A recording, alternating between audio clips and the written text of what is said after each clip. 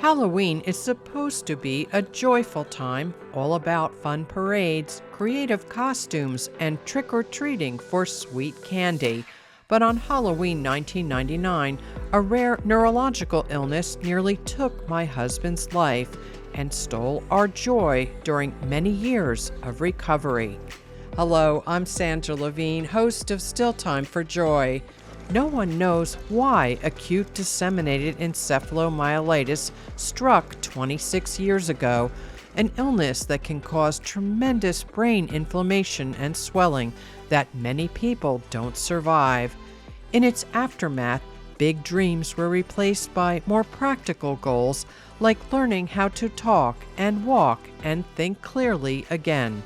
The world moved on, even as our lives were forever changed, and the despair only lessened as we began accepting our new normal. 10 years after this medical crisis began, I produced an inspiring television feature called Michael's Story, rich with many lessons learned about the importance of patience and family, good therapy and hope, and about finding joy in the little things because, as it turns out, they're the most important of all. It is 1999, one of the happiest years of our lives. My husband, Michael Fairhurst, and I have been married for just 3 years. Blast off! Godspeed, Caroline Levine. We are doting new parents, enjoying every moment with our baby girl named Caroline, who soon will turn 10 months old. Michael is 47. He's just started a lucrative job working at a prestigious media consulting firm in New York City. When Halloween 1999 turns into a real-life horror. Any movement on the left arm? No, not the arm yet. What started as a bad case of bronchitis is nearly fatal. At the hospital of the University of Pennsylvania in Philadelphia, doctors diagnose acute disseminated encephalomyelitis, or ADEM, whose exact cause is unknown. The dark spot on this CAT scan shows dangerous swelling on the right side of Michael's brain.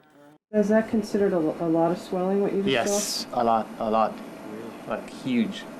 Michael is paralyzed overnight on the entire left side of his body after seizures, heavy-duty treatments with steroids and other drugs, plus spinal taps and a brain biopsy. Michael survives near death, and we celebrate every sign of movement returning. Let's see, where your foot? Just to show off. Good job. The arm is next, I promise. Okay, the arm is next. Good job, Michael. Thank you, honey. Rehab tomorrow or the next day. Right. Though it seems sudden, Michael is sent to Health South Rehabilitation Hospital of Toms River, not far from our home, to begin learning how to walk and use his arm again. Again, pull it up. Just 5 days into rehab, a huge setback. Until now, Michael's mind has been clear, but when a passerby asks him for the baby's name, I am shocked to realize he doesn't know it. Tests are done to see if there's a change for the worse. Unfortunately, there is. How much she has helped so much, how much she has done so much to mommy, how much someone that she has done so much to help somebody, much she has done so much to help buddy.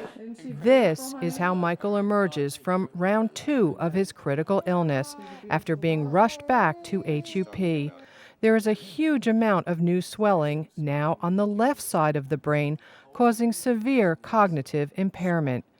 With my brother Richard, Caroline, and my mother Dorothy by my side, we spend a truly bizarre Thanksgiving Day at the hospital. Today's Thanksgiving, honey. Thanksgiving time is absolutely.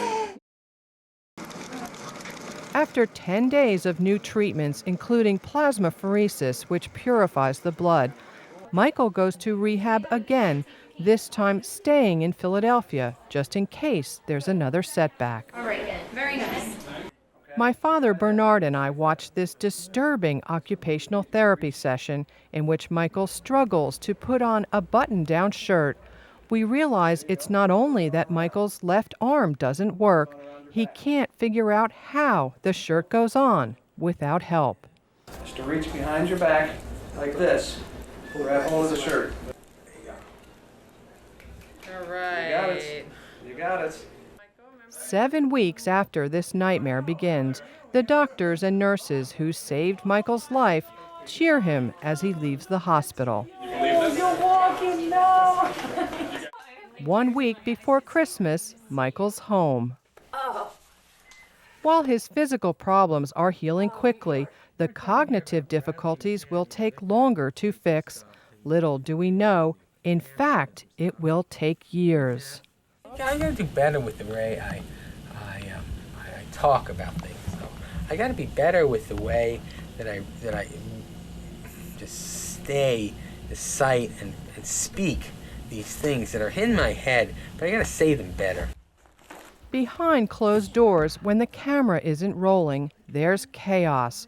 Michael is frustrated, angry, exhausted, and depressed, even paranoid and aggressive, all common following a brain injury. I struggle to cope with driving Michael to frequent doctor's appointments, caring for Caroline, working at my job in television, and getting our health insurance company to cover stacks of charges. Friends and family provide invaluable respite and support, even money to pay our bills. Medications are prescribed to stabilize Michael's mood. A gifted cognitive therapist named Rona Paul Cohen is a lifesaver, at times providing daily support. Gradually, while years go by, Michael heals. 3.5 years post-illness, Michael ventures back into the community, becoming a first aid squad volunteer. His own harrowing experience awakens in him a profound desire to help others. This is a real-life test of Michael's ability to function under pressure, which he passes with flying colors. Sometimes the hardest part is getting to the scene with all the traffic and people walking in and out and in front of the ambulance and stuff. He does it. He remains calm and keeps focused. 4.5 years post-illness, Michael begins volunteering at Health South, the hospital where he once was a patient for 5 days. With great empathy, he assists in occupational and physical therapy sessions, helping people overcome their disabilities. At last, he's found his niche. Michael has been a joy to our lives. He has brought a dimension to me that gives me hope and inspiration. Joe relates to him, and he just looks in his eyes like, you've been there, and I can do it too. In brain injury recovery, every case is unique. Good therapy, time, and hope all play their roles. Nearly 8 years post-illness, Michael is hired by Health South as a full-time employee. It's a huge victory, a critical, hard-won step in restoring self-esteem. I feel like I'm re-entering society. That's a good feeling. In time, life comes full circle when first my mother and then my father are patients at Health South, giving Michael a chance to support 2 loved ones who once helped him. Our family feels whole again. 10 years after that fateful Halloween, we are grateful for our many blessings, especially good health.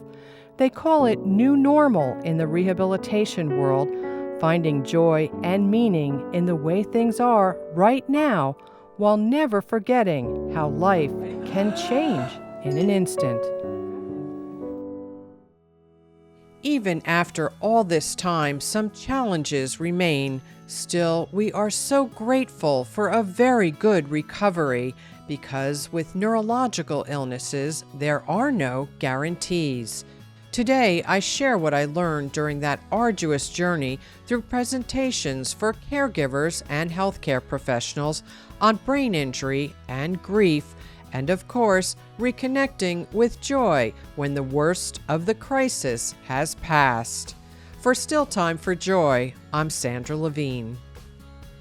If you found today's show helpful, Please share the information with someone who needs it and follow Still Time for Joy for more practical tips on weathering life's storms, as well as inspiring stories of people who have turned their pain into purpose. Please consider supporting the work that goes into producing the show on Patreon. Follow Sandra Levine Productions on Facebook and YouTube, and learn more at sandralevine.com.